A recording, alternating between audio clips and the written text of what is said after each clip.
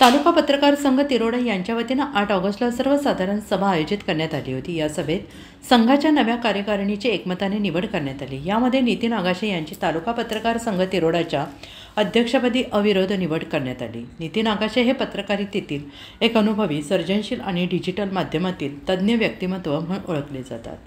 पत्रकार संघटनेच्या विविध पदांवर त्यांनी यापूर्वी यशस्वीपणे कार्य केल्याचा अनुभव आहे आणि त्यांच्या नेतृत्वात संघाची वाटचाल अधिक प्रभावी होईल असा विश्वास यावेळी व्यक्त करण्यात आला।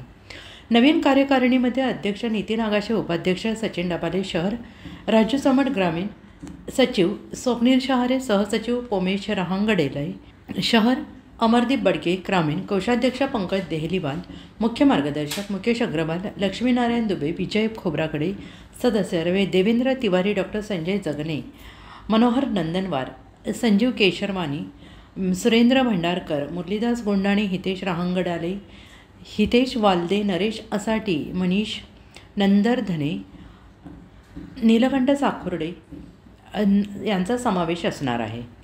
नवीन कार्यकारिणीच्या निवडीनंतर शहरातील प्रतिष्ठित नागरिक, राजकीय नेते तसेच प्रशासकीय अधिकाऱ्यांची नितीन आगाशे त्यांच्या सहकाऱ्यांचे अभिनंदन केले।